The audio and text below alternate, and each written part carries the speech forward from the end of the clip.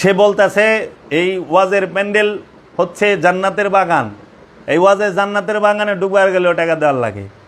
আবার জান্নাতের বাগান মৌলবি টাকা ছাড়া ডুববারছে না, যে ওয়াজ করবো হ্যাঁ টাকা ছাড়া ডুববো, 1 লাখ টাকা মৌলবীরে না দিলে হ্যাঁ জান্নাতের বাগানে ডুববই না।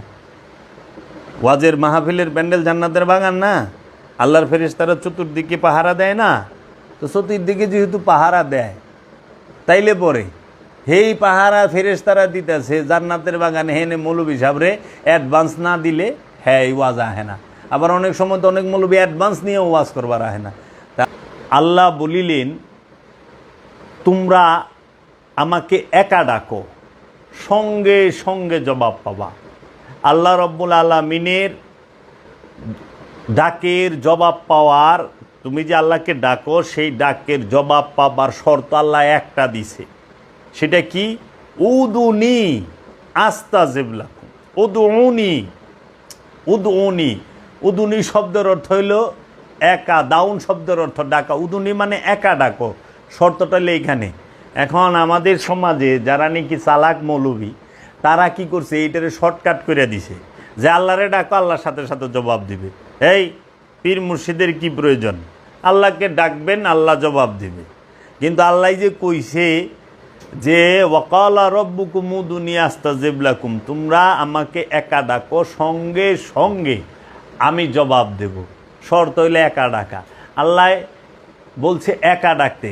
সেই একা কি? সেই একা কাকে বলে? সেই একা কি? এই দৈহিকভাবে একা হওয়া, পারিবারিকভাবে সাংসারিকভাবে একা হওয়া, যে পরিবারের স্ত্রী সন্তান এদেরকে সরাইয়া দিয়া, হ্যাঁ, ঘরের ভিতরে দরজা জানালা লাগায়া আল্লাহু আল্লাহু অথবা লা ইলাহা ইল্লাল্লাহ লা ইলাহা ইল্লাল্লাহ এইভাবে জিকির করা, যে কাউরে ঘরের ভিতরে না রাখা একা একা জিকির করা, এইটার কথা কইছে না। এটার কথা কয় না, বাহিরের একার কথা বলেন। আল্লাহ বলছে ভেতরগত একার কথা। সেই ভিতরগত একা কি? যে প্রতিটা মানুষের নফসের সাথে, প্রতিটা দেহের মধ্যে যে নফস আছে, প্রাণ আছে, আমি আছি, এই নফসের সাথে খান্নাস রূপী শয়তান মিশা একাকার হয়ে আছে। এই শয়তান রূপী খান্নাসকে, খান্নাস রূপী শয়তানকে নফস থেকে তাড়ায়া দেওয়া অথবা তাকে মুসলমান করা, মানে আত্মসমর্পণ করানোই হচ্ছে একা হওয়া। এই শয়তান মুক্ত নফস তথা একা হইলেই, নফস একা হইলেই, শয়তান মুক্ত হইলেই, ওই নফস যখন, পবিত্র নফস যখন রবকে ডাকে, আল্লাহকে ডাকে, রব্বুল আলামিনকে ডাকে, আল্লাহু, সঙ্গে সঙ্গে আল্লাহ জবাব দেয়। কি যাবে? এই রকমভাবে একা হইতে হবে। শর্ত আল্লাহ কিন্তু বলছে, আল্লাহ শর্তে কোথাও কোরআনে বলে নাই যে আমারে মক্কা যাইয়া ডাকলে আমি আল্লাহ জবাব দেব। আল্লাহ কোরআনে কোথাও বলে নাই আমাকে মসজিদে যাইয়া ডাকলে আমি আল্লাহ জবাব দেব। আমাকে মদিনা শরীফে যায় ডাকলে আমি আল্লাহ জবাব দেব। আল্লাহ কিন্তু বলে নাই যে আমাকে তুর পাহাড়ে যায় ডাক দিলে আমি জবাব দেব। আল্লাহ কিন্তু বলে নাই আমারে কোহে কাফে যায় ডাক দিলে আমি জবাব দেব। আল্লাহ কিন্তু কয় নাই আমাকে যদি কোরআনে হাফেজ ডাকে তাইলে আমি জবাব দেব। আল্লাহ কিন্তু কয় নাই আমারে যদি কোনো মাওলানা ডাকে আমি সাথে সাথে জবাব দেব। আমাকে আল্লাহ কিন্তু এটা বলে নাই যে আরবি সহি শুদ্ধভাবে পড়তে পারে সে যদি আমারে ডাকে আমি জবাব দেব। আল্লাহ কিন্তু এটা কয় নাই সহি শুদ্ধভাবে আমাকে ডাকো আমি জবাব দেব। আল্লাহ কিন্তু এটা বলে নাই যে আমাকে তোমরা কোরআন মুখস্থ কইরা ডাকো আমি সাথে সাথে জবাব দেবো। আল্লাহ মারা ডাকলে জবাব দেবো, মুফাসসির মুহাদ্দিসরা ডাকলে জবাব দেবো। এটা আল্লাহ কয় নাই। আল্লাহ কইছে আমাকে পবিত্র অন্তঃকরণ দিয়া ডাকো। পবিত্র কলবের দিয়া যদি আল্লাহকে ডাকা হয় আল্লাহ সাথে সাথে জবাব দেবে। কলব তখনই অপবিত্র থাকে যখন কলবের মধ্যে খান্নাস রূপী শয়তান থাকে। প্রতিটা মানুষের কলব থাকে অপবিত্র, কিন্তু মুমিনের কলব থাকে পবিত্র। কারণ মুমিনের কলবে শয়তান থাকে না, আল্লাহ থাকে। মুমিনের কলবের নিকটে আল্লাহ থাকে, আর মানুষের কলবের মধ্যে শয়তান থাকে। এর লেগা মানুষ, সাধারণ মানুষের ডাক আল্লাহ শুনে না, আমানুর ডাক আল্লাহ শুনে না এবং আল্লাহ জবাব দেয় না। আমানুর ডাকের জবাব আল্লাহ দেয় না, মানুষের ডাকের জবাব আল্লাহ দেয় না। কারণ আমানু এবং মানুষ শয়তানযুক্ত, আমানু সেও শয়তানযুক্ত, কিন্তু আমানুর সাথে শয়তানরূপী খান্নাস দুর্বল রূপে থাকে। এর জন্য সব সময় আপনারা এই জিনিসটা খেয়াল রাখবেন যে আল্লাহকে নিজের ডাক শোনাইতে গেলে একা হইতে হবে, পবিত্র নফসের অধিকারী হইতে হবে। পবিত্র নফসের অধিকারী না হইলে আল্লাহকে ডাকলেও আল্লাহ জবাব দেবে না সারা জীবন। এর জন্য আপনি মসজিদে বইয়া ডাকেন, চাই মক্কায় বইয়া ডাকেন, চাই মদিনা শরীফে বইয়া ডাকেন, চাই আপনি যে কোনো নির্জন জায়গায় ডাকেন, এই বাহিরের নির্জনতায় বাহিরের বস্তুতে কিছু আসবে যাবে না। আপনি যখন আপনার ভিতরগত পবিত্রতা হাসিল করতে পারবেন, নফসের পবিত্রতা হাসিল করতে পারবেন, তখন আল্লাহ আপনার ডাকে জবাব দেবে। আল্লাহ কিন্তু এটা বলে নাই যে আমাকে পবিত্র দেহে ডাকো, পবিত্র দেহকে পাক পবিত্র কইরা, কাপড় চোপড় পাক পবিত্র কইরা আমাকে ডাকো। পরিষ্কার কাপড় পরে ডাকলে আল্লাহ জবাব দিবে আল্লাহ ডাকের, কিংবা একদম গোসল করে অজু কইরা আল্লাহরে ডাকলে আল্লাহ ডাকে সারা দিবে, জবাব দিবে, এটা কিন্তু বলে নাই। এখন আমরা কি করতেছি, আমরা মনে করতেছি যে পানি দিয়া গোসল কইরা, পানি দিয়া উজু কইরা, একদম পরিষ্কার জামা কাপড় পইরা, আতর উতর মাইরা আমরা যদি আল্লাহরে ডাকি আল্লাহ হয়তো আমাকে জবাব দিব। আসলে না, আল্লাহ বলছে পবিত্র অন্তঃকরণে পবিত্র কলব নিয়ে আমাকে ডাকো। পবিত্র কলব যদি আল্লাহকে ডাক দেয় সঙ্গে সঙ্গে, পবিত্র নফ যদি আল্লাহকে ডাক দেয় সঙ্গে সঙ্গে আল্লাহ জবাব দিবে। এখন সেই নফসে পোশাক থাক চাই না থাক, কাপড় পরা থাক চাই না থাক, ওটা আল্লাহর কাছে শর্ত না। সেই নফস, সেই পবিত্র নফসের অধিকারী মানুষটার দেহ যদি শত ময়লাও থাকে, শত প্রকার নোংরাও থাকে, তাও তাতে কিছু আসবে যাবে না, কারণ সে ডাকবে অন্তর দিয়া। অন্তরের ডাক আল্লাহ শুনে, পবিত্র হৃদয় দিয়া ডাকলে আল্লাহ শুনে। এখন আল্লাহ বলছেন যে তুমি তোমার অন্তরকে পাক করো, পবিত্র করো, কলবকে পবিত্র করো। কলব পবিত্র করলে আল্লাহ ডাকের জবাব দিবে। এবং আল্লাহ বলছে আমি অন্তরের খবর রাখি। আল্লাহ কিন্তু কোরআনে কোথাও কনে আমি তোমার সম্পদের খবর রাখি। আল্লাহ কইছে ইন্নাল্লাহা, নিশ্চয়ই আমি আল্লাহ, ইন্নাল্লাহা আলিমুন বেজাতিস সুদূর, নিশ্চয়ই আমি আল্লাহ তোমার অন্তরের খবর জানি, আমি তোমার অন্তরের খবর রাখি। তোমার অন্তরে তুমি কি রাখছো আমি রাখি। এর জন্য অন্তরে নিকটে আল্লাহ থাকে। অন্তরের মধ্যে দুনিয়া রাখলে আল্লাহ কোনো দিন ডাকে জবাব দিবে না। এর জন্য অন্তরে যদি আপনি টাকা রাখেন, অন্তরে যদি আপনি সম্পদকে রাখেন, অন্তরের মধ্যে যদি আপনি স্ত্রী পুত্র সন্তানাদিকে রাখেন, জীবনও আল্লাহ আপনার ডাকে জবাব দিবে না। কারণ অন্তরের মধ্যে সম্পদ রাখার জায়গা না, অন্তর সম্পদ রাখার জায়গা না, অন্তর সেটার মধ্যে বউ পোলাপান রাখার জায়গা না, অন্তর সেটার মধ্যে টাকা পয়সা রাখার জায়গা না, বাড়ি গাড়ি রাখার জায়গা না। অন্তরে থাকবে আল্লাহ রব্বুল আলামিন। অন্তরে কামনা রাখার জায়গা না, অন্তরে লোভ লালসা হিংসা রাখার জায়গা না। এখন আমরা কি করছি, অন্তরের মধ্যে হিংসা, লোভ লালসা, অহংকার, কামক্রোধ সব রাইখা থুইছি। এখন আল্লাহ অন্তরে নাই। আল্লাহ ওই অন্তর দেয়, আল্লাহরে ডাকলে আল্লাহ শুনে না, কারণ অন্তর বড় তো ময়লা। এর জন্য টাকা রাখতে হয় কোথায়? পকেটে। আর পকেটের টাকা কোনোদিন অন্তরে রাখে না। এখন আমরা টাকা তো পকেটে রাখি না, অন্তরে রেখে দিছি। এর লেগে আল্লাহ অন্তরে থাকতে পারে না, কারণ যতক্ষণ পর্যন্ত শয়তান অন্তরের মধ্যে কলবের মধ্যে থাকবো অতক্ষণ আল্লাহ কলবকে আল্লাহর মধ্যে ফানা করতে পারুম না, রবের নূরের মধ্যে ফানা করতে পারুম না। এর জন্য অন্তর থেকে টাকা সরাই দিয়ে পারলে, সংসার সরাই দিয়া পারলে, অন্তর থেকে কামনাকে শয়তানকে সরাই দিতে পারলে এই অন্তরটা আল্লাহর নূরের মধ্যে ফানা করা যাবে, আল্লাহর মধ্যে ফানা করা যাবে। আল্লাহর নূরের মধ্যে সে ভাসমান থাকতে পারবে, আল্লাহর নূরে নূরময় হয়ে যাইব। আর ওই আল্লাহর নূরে নূরময় হওয়া যে অন্তরটি, কলবটি, সেই কলব দিয়ে যদি কেউ আল্লাহকে ডাকে, আল্লাহ সঙ্গে সঙ্গে আল্লাহ জবাব দিবে। কি এই জন্য আল্লাহ কোরআনে বলছে ওয়াকালা রব্বুকুম উদুনি আস্তাজিব লাকুম।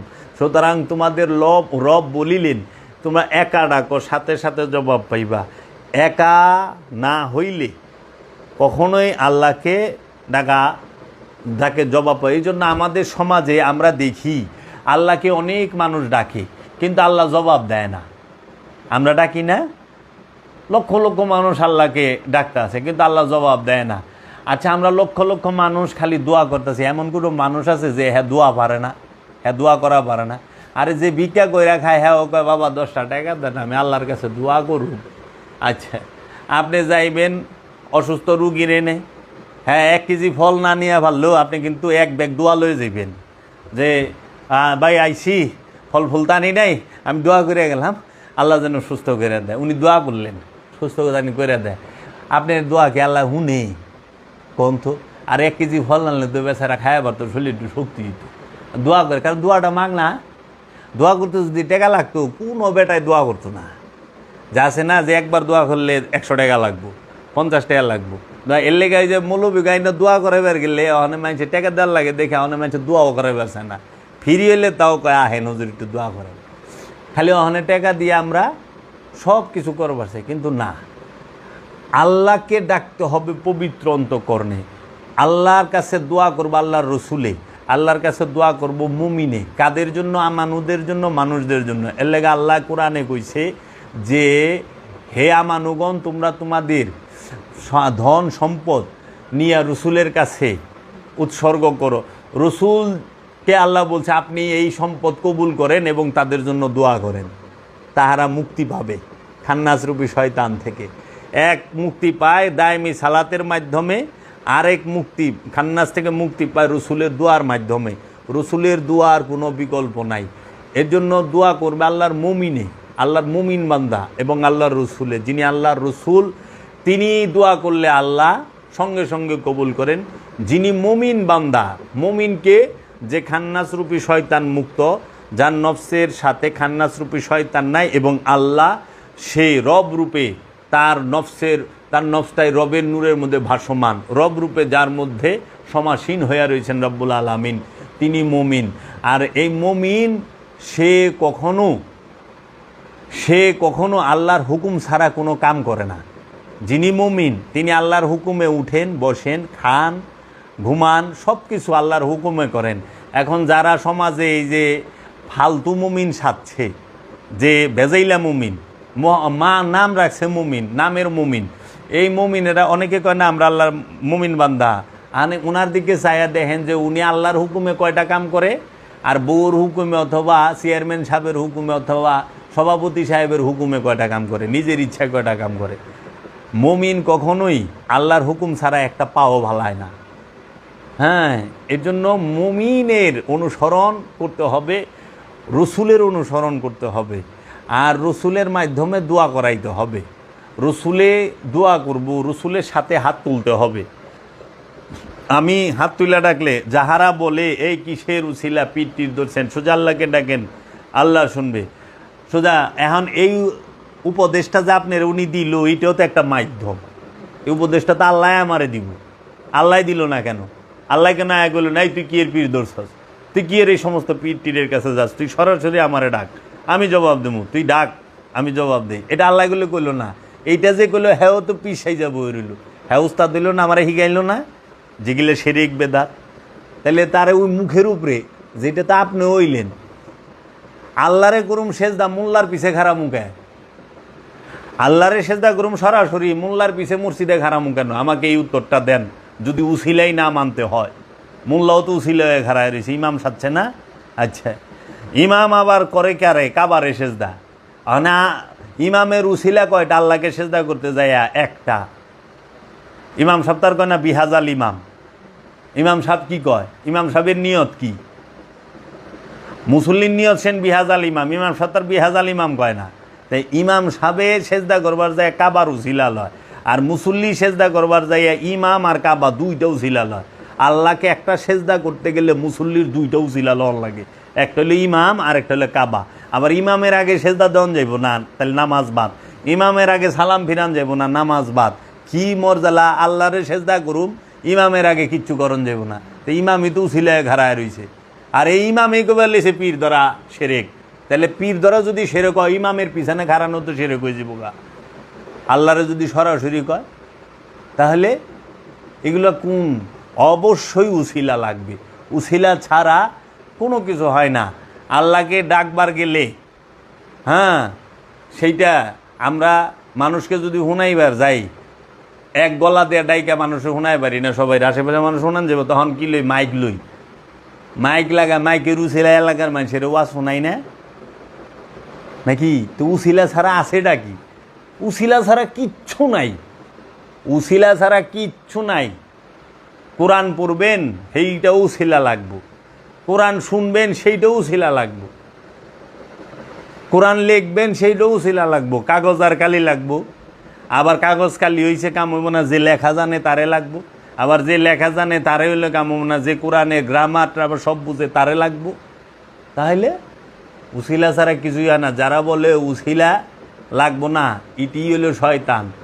কারণ শয়তান সে উস্তাদ হইবার চায়, আদমরে উস্তাদ মানবার চায় না, আদমরে উস্তাদ মানবার চায় না। যে মৌলবি কইব, এই সালাফি হোক ওয়াহাবি হোক, যে উছিলা লাগবো না, উজে কইতেছে ও নিজে উছিলা বইছে। ওয়াজ করেন কেন? আল্লাহর মানে আল্লাহ নিজে আয়া কইব, আপনি ওয়াজ করতে বসছেন কেন? আবার আপনি যে কোরআন হাদিসের কথা বলেন, আপনাকে টাকা দিতে হয়।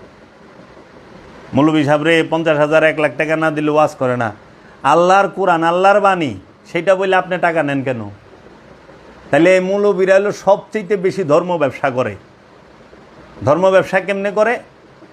যে সে ওয়াজ করে টাকা নেয়, কইতাছে আল্লাহর বাণী কোরআন, কোরআন বলতেও তাদেরকে, কোরআন শুনতে তাদেরকে টাকা দিতে হয়। বলতাছে রসুলের হাদিস, সেই রসুলের হাদিস শুনতে তাকে টাকা দিতে হচ্ছে। সে বলতাছে এই ওয়াজের প্যান্ডেল হচ্ছে জান্নাতের বাগান, এই ওয়াজে জান্নাতের বাগানে ডুববার গেলেও টাকা দেওয়ার লাগে। আবার জান্নাতের বাগান মৌলবি টাকা ছাড়া ডুববারছে না, যে ওয়াজ করবো হ্যাঁ টাকা ছাড়া ডুববো। 1 লাখ টাকা মৌলবিরে না দিলে হ্যাঁ জান্নাতের বাগানে ডুববই না। ওয়াজের মাহফিলের প্যান্ডেল জান্নাতের বাগান না? আল্লাহর ফেরেশতারা চতুর্দিকে পাহারা দেয় না? তো চতুর্দিকে যেহেতু পাহারা দেয়, তাইলে পরে হেই পাহারা ফেরেশতারা দিতেছে জান্নাতের বাগানে, হেনে মৌলবি সাহেবরে অ্যাডভান্স না দিলে হ্যাঁ এই ওয়াজ আহে না। আবার অনেক সময় তো অনেক মৌলবি অ্যাডভান্স নিয়েও ওয়াজ করবার আহে না। তা আল্লাহর বাণী কইবেন টাকা লাগবো কেন? ফ্রিতে কোন কোন নবী টাকা নিয়ে ওয়াজ করছে? কোন সাহাবি টাকা নিয়ে ওয়াজ করছে? কোন নবী টাকা লইয়া নামাজ পড়াইছে বেতন লইয়া? কোন সাহাবি টাকা লইয়া বেতন লইয়া নামাজ পড়াইছে? এটা দলিল দেন মৌলবীরা যে এত বেদাত বেদাত করে। এই ওয়াজের কইরা টাকা নেওয়া এটা সবচেয়ে বড় বেদাত, ইমামতি কইরা বেতন নেওয়া এটা সবচেয়ে বড় বেদাত। এতদিন জানতেন না, বেদাত করছেন, ঠিক আছে, ভুল তৌবা কইরা ইমামতি বেতন ছাড়া করেন, দিহি আল্লাহর কথা নিয়ে ভালোবাসেন। সারাদিন নামাজের কথা কি হুজুরে নামাজের কথা, আরে হুজুরে নামাজ পড়ায় দেখা বেতন নেই দেখা কয়। আপনার মতো আমার মতো সাধারণ হইলে যে সারাদিন চকে কামলা খাইতাম, রাস্তায় ইটা ভাঙ্গে আর মার্কেটে চাকরি করে পরে, তখন বুঝতাম যে হুজুরে কয় বেলা আহে নামাজ পড়বার। একটু দেখেন না, একটু দেখেন। হুজুর যখন ছুটিতে শ্বশুরবাড়ি যায়, দেখেন হুজুর ওই শ্বশুরবাড়ির এলাকায় মসজিদে যায় কয়েক তো নামাজ পড়ে, একটু খুঁজলন। এগুলা কইেন না, উছিলা মানতেই হবে। আমরা এত কথা কইতাম না যদি এরা অলি আল্লাহ বিরোধিতা না করত। কারণ আপনারা এইগুলায় পারবেন না যুক্তিতে, উছিলা লাগবই। উছিলা ছাড়া কিছুই হয় না। উছিলা ছাড়া একটা জিনিস হয়, সেটা হলো ঘোড়ার ডিম হয়। ঘোড়ার ডিম হইতে উছিলা লাগে না, আর নাহলে উছিলা আর মেরাজে যাইবেন তাও বুড়াকের উছিলা লাগে।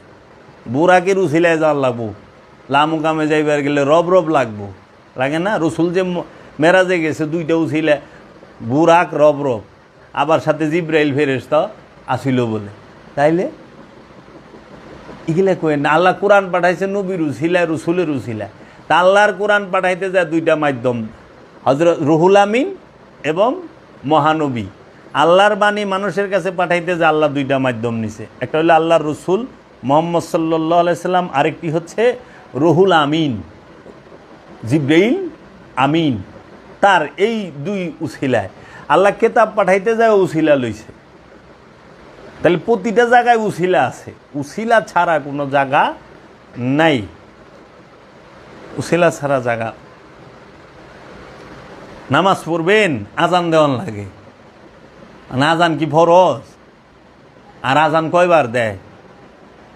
আজান কয়বার দেওয়ানের নিয়ম? তখন আজান দিবা লইছেন, আবার আকামতও দিতেছেন। একামাত শব্দের অর্থ কি? একটু একটু গবেষণা করেন, খালিও ইয়ের মতো করেন না, আগে শিখেন, জানেন। আল্লাহ রব্বুল আলামিন আমাদের কাছে পাঠাইলেন আল্লাহর রসুলকে আমাদের হেদায়েতের জন্য, মানুষের হেদায়েতের জন্য আল্লাহ পাঠাইছে রসুল। আর রসুলের কাছে আল্লাহ কোরআন দিল, আল্লাহ কোরআন নাজিল করলো এবং রসুলকে আরসাল্লাহ প্রেরণ করলেন। আল্লাহ রসুলকে প্রেরণ করলেন এবং কোরআনকে নাজিল করলেন আল্লাহর তরফ থেকে। আল্লাহর তরফ থেকে তোর মোল্লা নাজিল হয় নাই, মোল্লা প্রেরণ হয়েছে, রসুল প্রেরণ হয়েছে, আল কোরআন প্রেরণ হয়েছে। এখন আমাদের সমাজে রসুলই মানে না, আমাদের সমাজে রসুল মানে না, আমাদের সমাজে আল কোরআনকে মানে না, আমাদের সমাজে কোরআন মুখে মুখে মানে। কোরআনের কোনো শিক্ষা, কোনো দর্শন সমাজের মানুষ গ্রহণ করতে চায় না। কোরআনের দর্শনটা কি? কোরআনের দর্শন হচ্ছে দায়মি সালাত, যেই দায়মি সালাতকে সম্পূর্ণ অস্বীকার করে মোল্লারা। এটা কোরআনকে অস্বীকার করা। সূরা মারিজের 23 নম্বর আয়াত, 70 নম্বর সূরা মারিজ 23 নম্বর আয়াত। এটা হলো কোরআন দর্শন, এটাকে সম্পূর্ণ অস্বীকার করে। এরা ওয়াক্তি সালাতের কথা কয়, অথচ ওয়াক্তি সালাত 5 ওয়াক্ত নামাজের কথা সরাসরি কোরআনে কোনো সূরার কোনো আয়াতে স্পষ্টভাবে নাই। সরাসরি একসাথে 5 ওয়াক্ত নামাজের কথা সারা কোরআনে নাই। এবং 5 ওয়াক্ত নামাজের কথা যে আসলো সেইটা কিভাবে আসলো সেটার বিস্তারিত কথাটা কোরআনে নাই। আছে দায়মি সালাতের কথা, দায়মি সালাতের প্রয়োগ পদ্ধতির কথা কোরআনে, সেইটাকে মোল্লারা অস্বীকার করে। কোরআনে আছে সূরা কিয়ামত, সূরা কিয়ামত শব্দের অর্থ পুনর্জন্মবাদ। এই পুনর্জন্মবাদকে মৌলবীরা সম্পূর্ণ অস্বীকার করে, জন্মান্তরবাদকে সম্পূর্ণ অস্বীকার করে।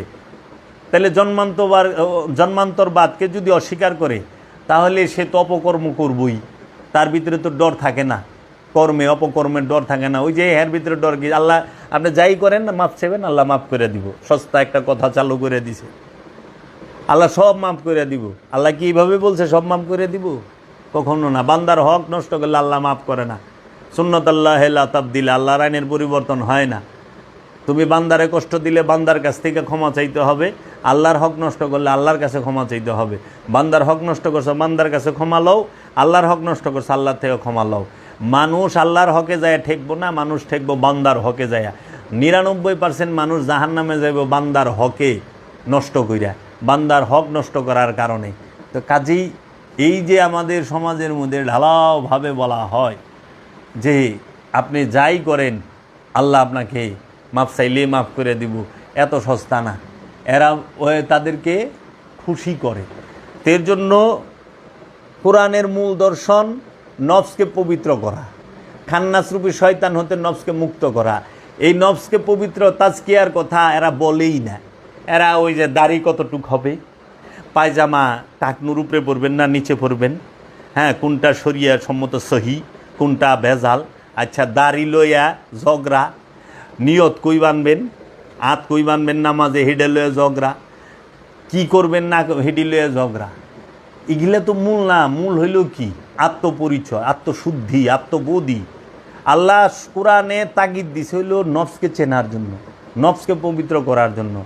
আল্লাহ বড় লোক ওর লেগা কোরআনে তাগিদ দেয় নাই। সম্পদ জমা করার তাগিদ আল্লাহ কোরআনে দান করেন নাই।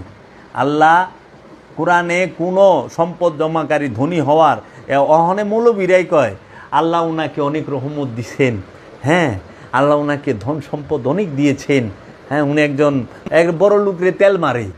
আশ্চর্যের বিষয়, আল্লাহ কোরআনে কইছে যে সম্পদ জমা করে হ্যাঁ জাহান্নামী, আর মোল্লায় কই বললে সে আল্লাহ উনাকে অনেক রহমত দিছেন, উনি অনেক সম্পদের মালিক, মাশাআল্লাহ। আল্লাহ কি ভাগ্যবান হইল, মোল্লা কোরআন মানলো। কোরআন বলতেছো তোমার যতটুকু প্রয়োজন তুমি ততটুকু রাখো, এর বেশি যা আছে সব দান করে দাও। কোরআনের শিক্ষা, রসুলের শিক্ষা। রসুল বলছেন যে তুমি যা খাইবা তোমার বাড়ির চাকর রোতাও খাওয়াইবা, তুমি যাহা পড়বা তোমার বাড়ির চাকর রোতাই পড়াইবা, তুমি যা যেখানে শুইবা তোমার বাড়ির চাকরে এভাবে এই যেরকম বিছানা ব্যবহার করবা এই রকম দিচ্ছে। ইসলাম সাম্যবাদের কথা বলছে, ইসলামে সাম্যবাদ আছে, ইসলাম মনুষ্যত্বের কথা বলছে, ইসলাম মানবতার কথা বলছে, ইসলাম মানুষে মানুষে ভেদাভেদের কথা বলে নাই। ইসলাম মানুষে মানুষে সৌহার্দ্যপূর্ণ ব্যবহারের কথা বলছে, মানুষে মানুষের মধ্যে ভেদাভেদ করতে নিষেধ করছে। আল্লাহর সৃষ্টি সবাই সমান। এবং ইসলাম বলছে জমা করা হারাম, দান করা সোয়াব, বিলি করা সোয়াব, জমা করা হারাম। জমা করলেই সেইখানে তোমার যা পাপের জন্ম। এর জন্য জমা করা নিষেধ করছে। এই যে মজুদকারীরা মজুদ করে কেন? মজুদ করে হইল কৃত্রিম অভাব ফালানের লেগে। কৃত্রিমভাবে অভাব ফালাইলে তারা দ্বিগুণ দামে মালটা বেচা পারে, অধিক সম্পদ জমা করানোর লেগে। এর লেগে আল্লাহ রসুল এটার মূলই কাইটা দিছে যে সম্পদ জমা করাই হারাম। তাই সম্পদ জমা করা যেখানে হারাম ওইখানে তো মজুদ করার প্রশ্নই আসে না। আর অহনে সমাজে এই ওয়াজই নাই, এই আলোচনাই নাই, কোরআন দর্শনের কথা বলাই হচ্ছে না, খালি বাইরের কথা কয়। আর যখনই কইবেন যে আল্লাহ আমাদের তো আর এমনভাবে আমি দোয়া করে দেবো আল্লাহ কবুল করবো, আপনি দোয়া করবেন আল্লাহ কবুল করবো, এটি তো অহংকার, এটিও অহংকার। এর জন্য নিজের নফসকে পবিত্র করেন, আত্মশুদ্ধি লাভ করেন, দায়মি সালাত করেন। দায়মি সালাত ছাড়া কেহই আত্মশুদ্ধি করতে পারে নাই। দায়মি সালাত ছাড়া কেহ পাপ থেকে বিরত থাকতে পারে নাই। দায়মি সালাত ছাড়া কেহই খান্নাস রূপী শয়তান মুক্ত হইতে পারে নাই। দায়মি সালাত ছাড়া কেহই রবের দরবারে দাঁড়াইতে পারে নাই। এর জন্য দায়মি সালাত পাপ থেকে বিরত রাখে, আনুষ্ঠানিক সালাত পারে না। কারণ দায়মি সালাত যে করে সে কখনো সুদ খাইতে পারে না। দায়মি সালাত যে করে সে কখনো ঘুষ খাইতে পারে না। দায়মি সালাত এই সুদ, ঘুষ, আত্মসাৎ, এই অন্যের হক নষ্ট করা, এই সমস্ত পাপ থেকে দায়মি সালাত মুসল্লিকে সরায়া রাখে। আর ওয়াক্তি সালাতকারী দিয়ে আমরা দেখতেছি মানুষের জায়গা জবরদস্তি দখল করে খাস জমি মাইরা দিয়া, এতিমের সম্পদ মাইরা দিয়া দিব্যি মসজিদে নামাজ পড়তেছে। রাস্তায় আপনার ফলের দোকান থেকে, মুসির দোকান থেকে, চার দোকান থেকে, পানের দোকান থেকে, রিক্সাওয়ালার থেকে, অটোওয়ালার থেকে, সিএনজিওয়ালার থেকে, বাসওয়ালার থেকে চান্দা উঠাইয়া তাহারা কি এই টাকা পকেটে লইয়া যায় মসজিদে জুমার নামাজ জামাতের সাথে পড়তেছে। আর নিজের খুব বড় পরহেজগার মনে করতেছে, মুমিন মুসলমান মনে করতেছে। কোনো দিনও তাহলে যে নামাজটা পড়লো, নামাজ তো তারা বিরত রাখা পারলো না চাঁদাবাজির থেকে। চাঁদাবাজি করা তো হারাম, চাঁদাবাজি করা নিষেধ। একজনে মেহনত করে পরিশ্রম করে আর তুমি হুদাই হারে ফুদিয়া টেকা টেকা না দিলে জোর জবরদস্তি মারপিট করো, এগুলা কুই। এখন চাঁদাবাজরা হয়ে গেছে গা আমাগো নেতা, চাঁদাবাজরা হয়ে গেছে আমাদের নেতা, আর ব্যবসায়ীরা হয়ে গেছে আমাগো ইমাম, ধর্ম ব্যবসায়ীরা। এজন্য ধর্ম ব্যবসা করা যাবে না। কোরআন বিক্রি করা জাহান্নামের আগুন পেটে লওয়া সমান। আল্লাহ নিজে কইছে সূরা লুকমানে এবং সূরা ইয়াসিনে, যাহারা আমার কোরআন বিক্রি করিয়া লাভ খায় তাহারা জাহান্নামের আগুন পেটে লইল। আর সূরা ইয়াসিনে কইছে তোমরা তাদেরকে অনুসরণ করো যাহারা তোমাদের কাছে কোনো বিনিময় আশা করে না, বিনিময় চায় না, তাদের অনুসরণ করো। তো